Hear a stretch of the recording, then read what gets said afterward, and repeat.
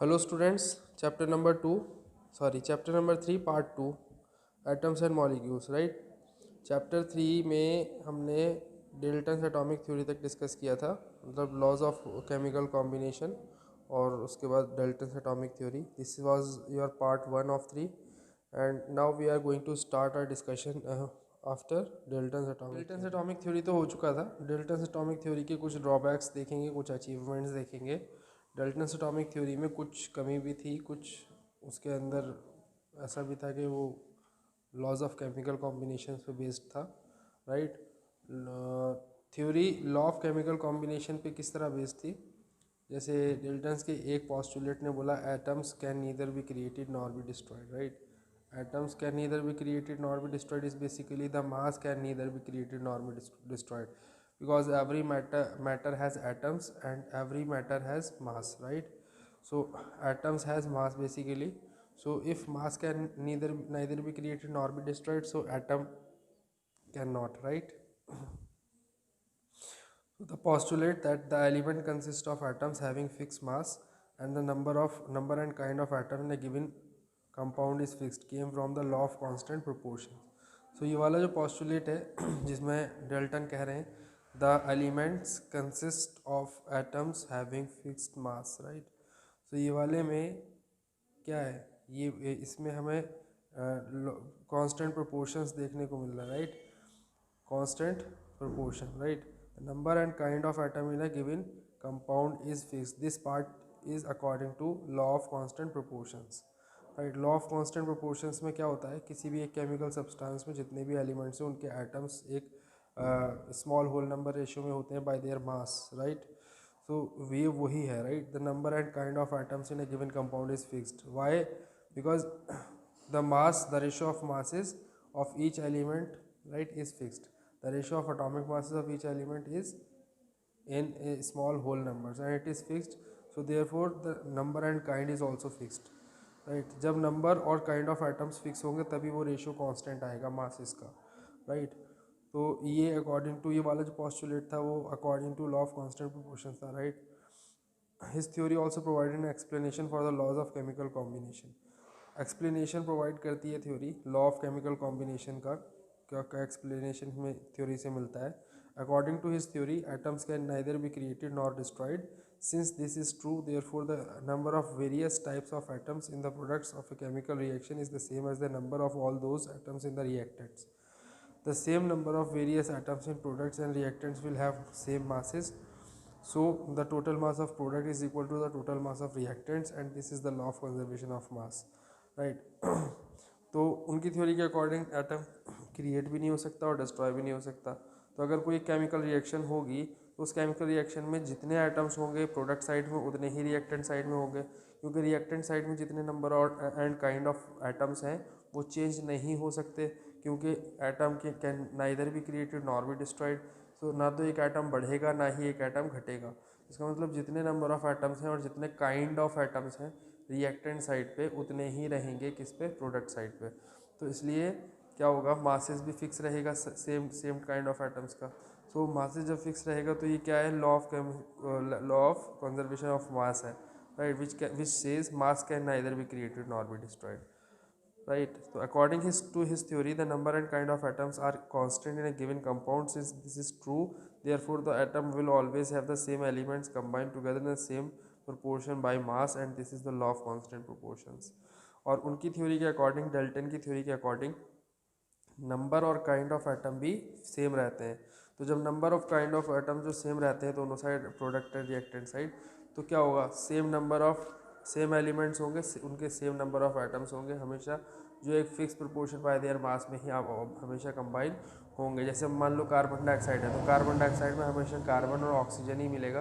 Carbon और oxygen भी किस तरीके से मिलेगा कि कार्बन का एक एटम होगा और ऑक्सीजन के दो एटम होंगे. कभी ऐसा नहीं हो सकता कि कार्बन के भी दो एटम हो ऑक्सीजन के भी दो एटम हो, ठीक है ना. कभी ऐसा हो सकता है कि कार्बन के एक एटम हो ऑक्सीजन के तीन एटम हो. तो कार्बन और ऑक्सीजन इसी रेशियो में कंबाइन होंगे, मतलब नंबर ऑफ एटम्स का जो रेशियो होगा वो 1:2 होगा, लेकिन उनके जो मासेस का रेशियो होगा वो 3:8 होगा, right. So 3:8 is the ratio of the masses of carbon and atom oxygen present in one molecule of carbon dioxide. So this is what, this is the law of constant proportions or law of definite proportions. I think it's clear. Now drawbacks क्या क्या थे Dalton atomic theory में? सी जब Dalton atomic theory जब Dalton ने दी थे postulates, तो उस टाइम ना तो आइसोटोप्स थे ना आइसोबार्स थे। आइसोटोप्स आइसोबार्स क्या होते हैं ये आपको भी नहीं पता, मैं बता देता हूँ। आइसोटोप्स एक ही एलिमेंट के डिफरेंट डिफरेंट एटम्स होते हैं जिनके मासेस अलग अलग होते हैं, राइट। उनके एटॉमिक नंबर तो सेम होते हैं लेकिन मास नंबर डिफरेंट होते हैं, तो उन्हें बोलते हैं आइसोटोप्स। तो ये एक ड्रॉबैक है डेल्टन एटॉमिक थ्योरी का, बिकॉज डेल्टन ने बोला कि atoms of same element have exactly same mass, right? At all atoms of same element has same mass, right? All atoms, but it is not the case in the case of isotopes, right? Isotopes के case में ऐसा नहीं होता। isotopes same element के होने के बावजूद उनके मास आइडेंटिकल नहीं होते हैं, right. And similarly he says in his theory that atoms of different element have always different masses, right? But it is not the case in the case of what isobars. isobars क्या होते हैं? isobars different element के ऐसे atoms होते हैं जिनके masses same होते हैं। जैसे मैं एग्जांपल देता हूँ आपको, कैल्शियम और आर्गन। कैल्शियम और आर्गन का दोनों का एटॉमिक मास नंबर जो होता है वो कितना होता है? 40 होता है, राइट। 40 मास नंबर होता है कैल्शियम का भी और 40 ही मास नंबर होता है आर्गन के एटम का भी। तो जो आर्गन का और कैल्शियम का एटम 40 मास वाला है वो दोनों क्या है? आइसोबार्स हैं, बिकॉज वो दोनों क्या है? डिफरेंट एलिमेंट के एटम्स हैं, उनके एटॉमिक नंबर तो डिफरेंट होंगे लेकिन मास नंबर सेम होंगे। अब एटॉमिक नंबर मास नंबर की बात होगी आगे चल के। तो आइसोबार्स और आइसोटोप्स के कॉन्सेप्ट के अकॉर्डिंग ये जो है डेल्टन एटॉमिक थ्योरी ये गलत है, राइट। तो डेल्टन एटॉमिक थ्योरी का कुछ पार्ट जो है वो जो जो ड्रॉबैक में काउंट होगा वो इसी बेसिस पे होगा, आइसोटोप्स और आइसोबार्स के बेसिस पे, right. Atoms were indivisible according to Dalton. Dalton ने कहा एटम जो है वो इंडिविजिबल है। इंडिविजिबल अगर होते तो इलेक्ट्रॉन प्रोटॉन और न्यूट्रॉन्स हमें मालूम ही नहीं होता है। इलेक्ट्रॉन भी कुछ होता है, प्रोटॉन भी कुछ होता है, या न्यूट्रॉन भी कुछ होता है। इलेक्ट्रॉन्स, प्रोटॉन्स, न्यूट्रॉन्स, ये क्या है? ये सब एटॉमिक फंडामेंटल पार्टिकल्स हैं। इनकी डिस्कवरी से पता लगा कि फर्दर एटम को डिवाइड किया जा सकता है। हालांकि वो इस तरह नहीं होगा डिवाइड, मतलब सिंपली इस तरह डिवाइड नहीं होगा जैसे हम किसी भी चीज़ को तोड़ देते हैं, तोड़ के छोटा कर देते हैं। इस तरीके से एटम को फिज़िकली आराम से नहीं तोड़ सकते, बट क्या है, हम इसके अंदर से एक इलेक्ट्रॉन रिलीज़ करा सकते हैं, ठीक है। और इलेक्ट्रॉन के रिलीज़ होने की वजह से क्या हो गया? एटम के अंदर कमी आ गई, एटम और फर्दर क्या हो गया? छोटा हो गया एक तरीके से, या ये कह सकते हैं हाँ एटॉमिक साइज़ घट गया। तो इलेक्ट्रॉन्स के रिलीज़ होने से एटम का साइज़ घटता है, इलेक्ट्रॉन्स के रिलीज़ होने से एटम छोटा होता है। एटम को हम फर्दर ये नहीं कह सकते it can not be further subdivided, right. So it is not a particle which can not be further subdivided, but it is a particle, smallest particle, which takes part in a chemical reaction and rearrangement of which results in the formation of new products in a chemical reaction, right. So अब atom की बात चल रही थी, अभी मैंने atom के बारे में बताया। An atom is the smallest particle of atom that can take part in a chemical reaction. This is what I said, atoms are the building blocks of all the matter around us. Yes, this is true. Atoms are so small in size that they cannot be even seen under the most powerful light microscope, right।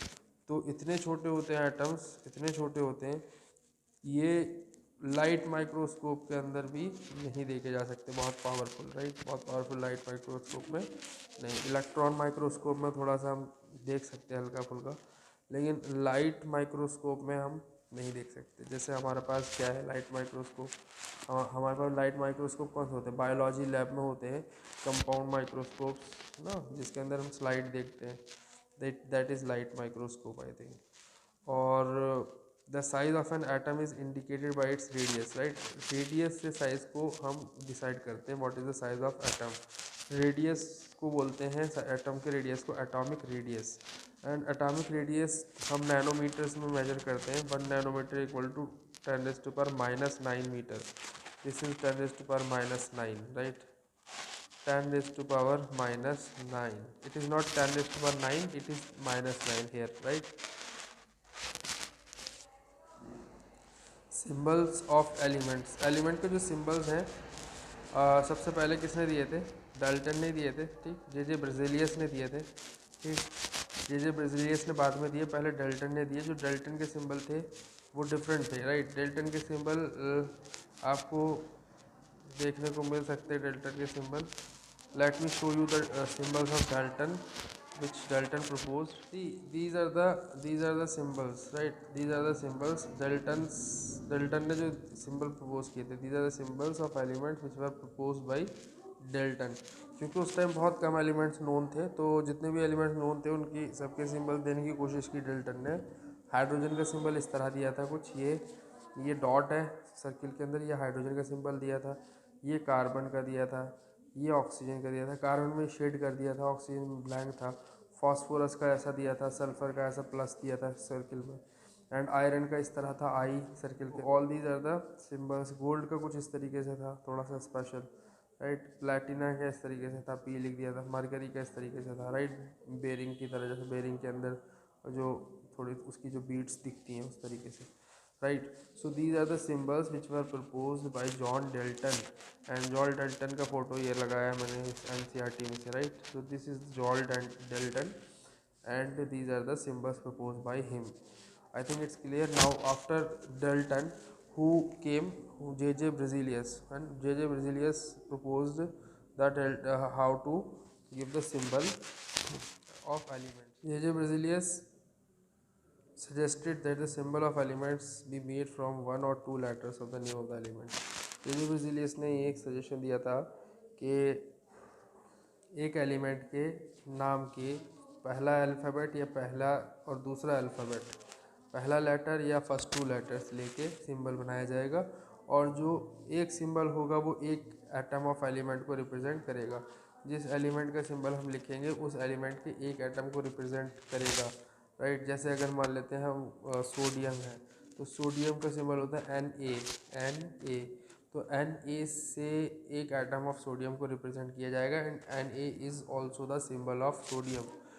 और sodium का तो नाम S से है, तो S क्यों नहीं है? क्योंकि ब्राज़िलियस ने क्या बोला था, या तो फर्स्ट लेटर या फर्स्ट टू लेटर्स। तो एस से भाई किस किस का नाम सिंबल दे सकते हैं? एस से तो सल्फ़र भी आता है, क्योंकि एस से सल्फ़र भी आता है, एस से सोडियम भी आता है। तो एस से अगर हम सोडियम का दे देंगे तो सल्फ़र का कैसे देंगे? तो किसी एक का डिफरेंट होना चाहिए। तो हमने क्या किया है, एक रूल बनाया है। रूल क्या है कि एलिमेंट के इंग्लिश नेम या फिर लैटिन नेम, इंग्लिश नेम या लैटिन नेम का फर्स्ट लेटर या फर्स्ट टू लेटर्स आपके सिंबल होंगे, राइट। जैसे अब सोडियम का ही है, सोडियम का एस नहीं है, सोडियम का है एन ए। ये कैसे आया? नेट्रियम से। नेट्रियम क्या है? लैटिन नेम है, लैटिन नेम है सोडियम का, एन नेट्रियम उसका उससे है symbol N A, first two letters. इसी तरीके से जो पोटेशियम है उसका है कैलियम से के, राइट। कैलियम उसका लैटिन नेम है और उसका सिंबल है के, राइट। लेकिन कुछ ऐसे हैं जो इंग्लिश नेम से, जैसे सल्फ़र की बात कर रहा था मैं, सल्फ़र के लिए एस, सल्फ़र के नाम से ही है। क्लोरीन के लिए CHLORIN क्लोरीन होता है, तो Cl, राइट। तो इसमें H छोड़ दिया, Cl is chlorine, Zn is zinc, G gold is Au, sodium is Na, potassium is K, right. So all these are the symbols of elements, right. IUPAC approve करती है name of element को। What is IUPAC? IUPAC is international union of pure and applied chemistry. IUPAC is international union of pure and applied chemistry, right. ये नाम देती है सारे elements को, right. Symbol भी देती है वो, राइट। तो सिंबल क्या होगा? फर्स्ट लेटर या first and another letter of English name और Latin name of the element, right. तो हमेशा फर्स्ट लेटर को कैपिटल से लिखते हैं और अगले लेटर को स्मॉल से, ठीक है। तो इम्पॉर्टेंस क्या है सिंबल की? It represents the name of element, it represents one atom of element, it represents a definite mass of element, right.